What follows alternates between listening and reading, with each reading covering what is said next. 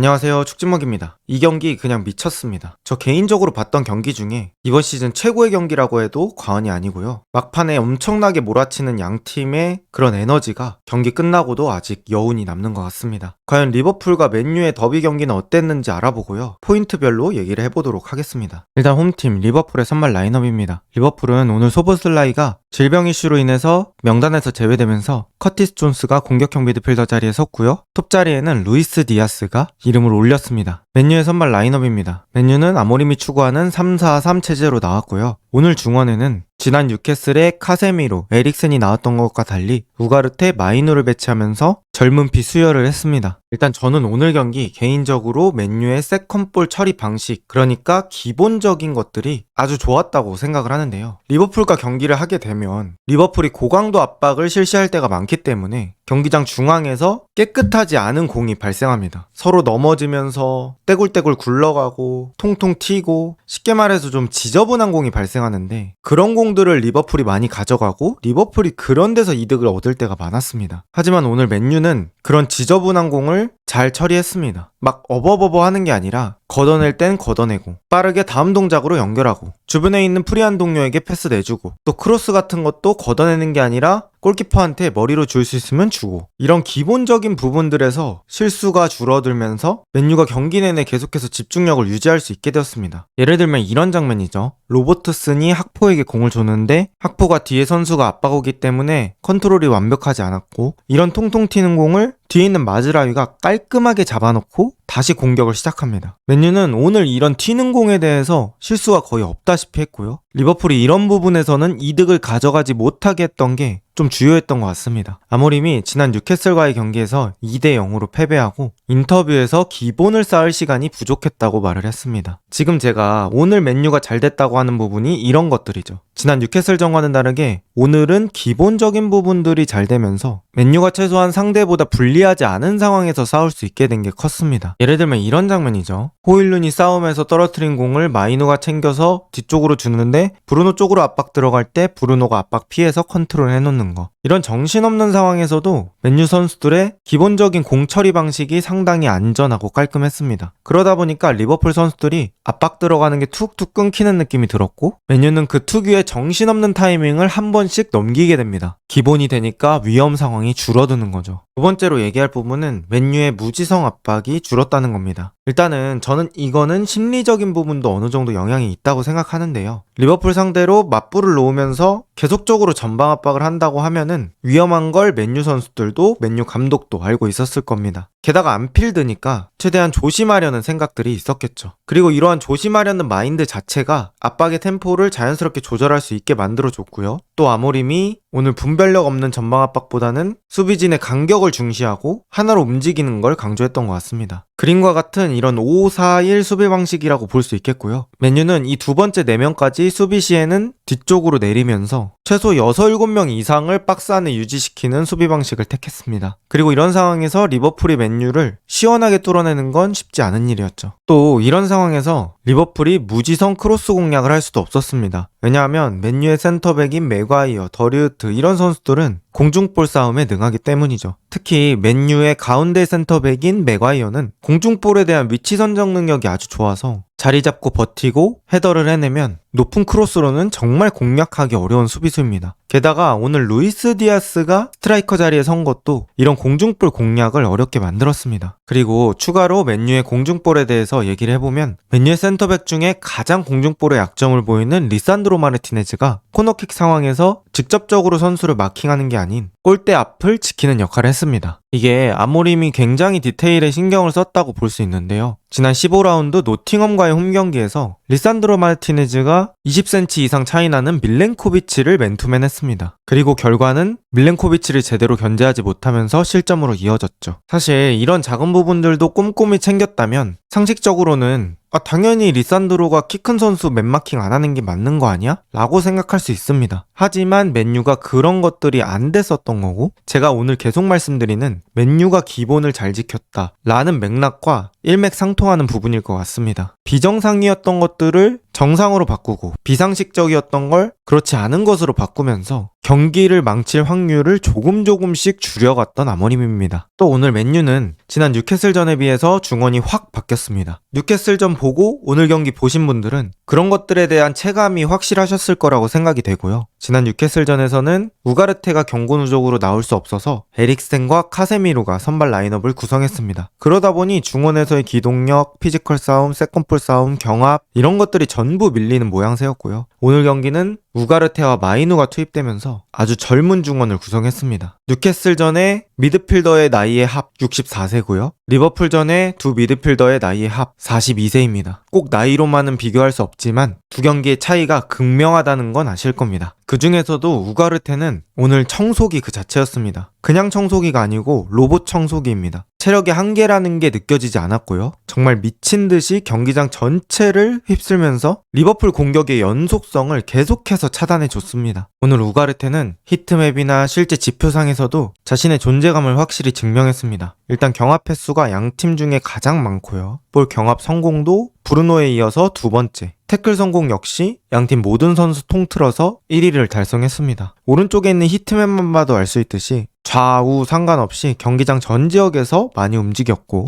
경합, 태클, 체력 싸움, 상대 공격 지연, 수비 숫자 늘리기 이런 남들이 기피하는 업무를 우가르테가 아주 진득하게 해줬습니다. 맨유에 우가르테가 있다면 리버풀에 이런 역할을 해줄 선수는 소보슬라이입니다. 소보슬라이 역시 미친 활동량으로 경기장 전체를 뛰어다니면서 아주 강력한 압박을 계속해서 수행하고요. 이 소보슬라이의 미친 체력이 리버풀에게 큰 도움이 될 때가 많았는데 오늘 리버풀은 소보슬라이의 공백을 느낄 때가 많았죠. 그리고 이 소보슬라이는 루이스 디아스와의 압박 시너지도 아주 좋습니다. 아르네 슬롯이 상대를 압박으로 공략하고자 하는 경기 또는 체급이 있는 상대와의 경기에서는 유틸리티성이 좋은 루이스 디아스를 톱으로 사용하면서 소보슬라이와 함께 기용을 많이 했습니다. 그래서 토트넘전, 맨시티전 모두 압박에서 성과를 얻어낼 수 있었고 실제로 경기까지 승리를 했었죠. 특히 이 소보슬라이와 루이스 디아스가 서로가 먼저랄 것도 없이 출발하면서 센터백을 싸는 그런 속도가 엄청나게 빠른데요. 오늘은 그런 것들이 별로 느껴지지 않았습니다. 예를 들면 이런 장면이죠. 지난 맨시티와의 리그 경기에서 디아즈가 뒤쪽, 소보슬라이가 앞쪽에서 아칸지를 양방향으로 압박하면서 아칸지의 패스 방향을 한쪽으로 강제를 합니다. 그러면 그런 압박에서 실제로 공을 뺏지는 못하더라도 흐라벤베르 같은 선수가 패스기를 예측하기가 훨씬 쉽죠. 왜냐? 패스 방향이 한쪽으로 강제가 되어 있으니까요. 그래서 이 소보슬라이와 디아즈 이 두 명의 압박이 게임의 전체적인 이득의 시작점이 되는 경우가 많았습니다. 그런데 오늘 압박은 그렇지 않았다는 걸 제가 대표적인 장면으로 보여드리겠습니다. 루이스 디아스가 더리어트에게 압박을 시작하고 더리어트는 맥과이어에게 공을 돌립니다. 이때 사실 학포와 맥과이어의 거리가 너무 멀었어요. 그래서 학포는 저 자리로 전진하는 것보다는 기다려서 수비 대형을 유지하는 게 탈압박을 방지할 수 있는 상황이었는데 학포가 줄줄이 소세지처럼 뛰어나가기 시작합니다. 당연히 학포는 맥과이어에게 어떤 방해도 할 수 없었고요. 맥과이어는 편하게 리산드로 쪽으로 공을 돌립니다. 그리고 여기서 추가적으로 문제가 발생합니다. 이미 리버풀이 전방 쪽에서 압박을 시작했고 그러다 보니 살라도 리산드로에게 압박을 안 갈 수가 없습니다. 그런데 살라가 서 있는 위치도 뒤쪽이어서 리산드로와 거리가 되게 멀었고 살라 역시 일단 출발하긴 합니다. 하지만 리산드로 역시 살라와의 거리가 멀었기 때문에 충분히 몸을 열고 옆쪽으로 공을 줄 수 있는 상황이 있었습니다. 리산드로와 달로 2대1 상황이 되면서 리산드로는 편하게 사이드 쪽 달로에게 공을 줄 수 있었죠. 만약에 이 전방 압박이 제대로 됐으려면 이 상황부터 디아스가 동료의 위치를 확인하고 출발을 했어야 했고요. 학포 역시 맥과이어와 더 가까운 거리에 있었어야 압박을 가는 게 맞습니다. 또 이 상황에서도 커티스 존스, 맥알리스터는 우가르테와 마이누를 커버해야 하기 때문에 이 달로를 막는 선수는 오른쪽 수비인 아놀드가 되어야 합니다. 그럼 리버풀 일단 압박을 시작했으므로 아놀드가 달로와 빠르게 붙어주면서 달로가 돌아서지 못하게 만들어야 정상적인 압박이 되는 거죠. 하지만 이런 장면에서도 알 수 있듯이 리버풀의 압박 강도가 평소 같지 않았습니다. 이는 소보슬라이가 없는 게 중요하게 작용했다고 생각합니다. 또 소보슬라이가 없더라도 커티스 존스가 소보슬라이와 비슷한 장점들을 공유하고 있기 때문에 소보슬라이만큼 띄워줬어야 했는데 그런 것들이 안 됐던 것도 아쉬웠죠. 그리고 소보슬라이를 아예 떼고 생각하더라도 리버풀 전방 쪽 공격수들의 압박 강도가 평소 같지 않았습니다. 리버풀이 자랑하는 리버풀의 특수 공격, 제가 흔히 특공대라고 말하는 리버풀 특유의 역습입니다. 이런 역습 상황에서 소보슬라이가 무조건 역습에 가담하면서 역습의 속도를 늘려주는 역할을 많이 했었는데 오늘 리버풀의 특공대 역습조차 제대로 성공한 적이 없었습니다. 이런 특공대 역습 장면이 나올 수 있는 상황들이 리버풀이 분명히 존재는 했습니다. 하지만 오늘 리버풀 선수들의 패스 연결이 그렇게 깔끔하지는 않았습니다. 지금 아놀드가 이렇게 공을 가지고 앞쪽으로 가고 있는데 아놀드 옆쪽에 마크가 없는 선수가 3명이나 됩니다. 그리고 아놀드는 맨유 선수 3명에게 둘러싸이고 있는 상황이고요. 만약에 아놀드가 여기서 공을 드리블하지 않고 빨간색 3명 중에 하나한테 주면 자신에게 3명 끌어당기고 위쪽 선수들에게 매우 좋은 찬스를 제공할 수 있습니다. 하지만 아놀드는 여기서 공을 끌다가 뺏깁니다. 이런 장면에서 아놀드가 공교롭게도 공을 잡는 장면들이 많이 나왔고 여기서 오늘 아놀드는 간결하지 못했고요. 킥 퀄리티 좋지 않았고요. 그러면서 리버풀의 특공대 역습이 잘 진행되지 않는 장면들이 많이 나왔습니다. 오늘 일단 기본적으로 아놀드의 경기력이 매우 아쉬웠고요. 아놀드 특유의 장점인 롱킥, 역습 시 한 번의 전환킥 이런 것들의 퀄리티도 잘 나오지 않았고 수비 상황에서는 아놀드가 여태 했던 경기 중에는 가장 아쉬운 수비력을 보여줬습니다. 특히 리버풀의 실점 장면에서 아놀드가 결정적인 실수들을 하는데요. 아놀드가 앞쪽으로 패스 내지는 걷어낸 공이 강도가 정확하지 않았고 이 공을 리산드로가 달려오면서 인터셉트합니다. 선수가 완벽할 순 없으니까 여기까지는 그렇다 치겠습니다. 그런데 이 공을 커팅당한 게 자신인데 그 공에 대해서 수비가 너무 적극적이지 않습니다. 특히 브루노가 이렇게 공을 가지고 있을 때 너무 남의 일인 것처럼 쳐다봅니다. 그리고 아놀드의 중심에 대해서도 저는 얘기를 하고 싶은데 보통 사이드에서 1대1 할 때 최소 메갈리스터 정도처럼 자세를 낮추면서 낮은 중심을 유지하고 상대의 드리블을 대비하는 게 정석적인 수비입니다. 하지만 아놀드는 몸의 중심 자체가 너무 높게 돼 있고 저런 상황에서는 상대편 공격수가 마음먹고 흔든다면 밸런스가 무너지기 쉽습니다. 수비를 제대로 하겠다는 의지가 보이지 않습니다. 그리고 여기서도 브루노가 공을 가지고 안쪽으로 들어가는데 다리를 뻗는 둥 마는 둥 수비에 대한 의지 자체가 너무 없어 보였습니다. 그리고 아놀드가 안 막을 거면 차라리 다리를 뻗는 신용을 하지 않아야 다른 주변에 있는 선수가 커버라도 칠 텐데 아놀드가 애매하게 다리를 뻗는 신용을 하니까 다른 수비들도 일단은 달려들지 않죠. 이러면서 브루노를 견제할 타이밍도 애매해지고 수비들끼리 꼬이고 수비 실력과 상관없이 이 장면을 대하는 태도 자체가 매우 아쉬웠던 아놀드입니다. 그리고 브루노가 안쪽으로 들어가고 리산드로는 여기서 언제든지 출발할 준비가 되어 있었습니다. 브루노가 리산드로 쪽으로 공을 내주고요. 리산드로는 각도 없는 상황에서의 정석적인 슈팅을 합니다. 골키퍼 머리 위쪽 보고 강력한 슈팅을 때립니다. 수비수지만 반페르시를 연상시킨 듯한 그런 슈팅이었고 이 골로 안필드에서 맨유가 선제골을 넣는 상황이 생깁니다. 그리고 비단 이런 실점 장면뿐만 아니라 달로와의 1대1 싸움에서도 많이 패배하는 모습을 보이면서 근래 보였던 아놀드의 경기 중에서는 가장 최악의 경기가 아니었나 싶습니다. 그렇다면 오늘 리버풀이 경기 중에 안 된 것만 있었냐? 그건 아닙니다. 좋았던 모습들도 분명히 있었죠. 그 중에서 저는 리버풀이 맨유의 라인과 라인 사이에 넘겨주는 패스의 퀄리티가 되게 좋다고 느꼈거든요. 뭐 이런 식으로 맨유의 두 줄 수비 사이에다가 패스를 넣어주는 거라든지 이렇게 한 번에 3명을 뛰어넘는 패스를 해서 가운데 쪽 유의미한 공간에서 공을 잡아서 전진할 수 있는 상황을 만드는 거라든지 이렇게 큼지막한 전진 패스들이 꽤 괜찮았던 게 있습니다. 그리고 리버풀은 이런 큼지막한 패스 한 2-3번으로 상대 위험 지역까지 들어갈 수 있는 능력이 있기 때문에 이런 부분들을 전반뿐만 아니라 후반전에서도 기대했었죠. 저는 이런 리버풀의 패스 퀄리티 때문에 리버풀의 후반전을 더 기대했었습니다. 리버풀이 평소에 전반에 안 풀리다가 누적해놓은 체력을 통해서 후반에 상대에게 다득점을 하면서 이기는 경기들이 꽤 많았잖아요. 그래서 전반전은 맨유가 생각보다 꽤 잘 풀길래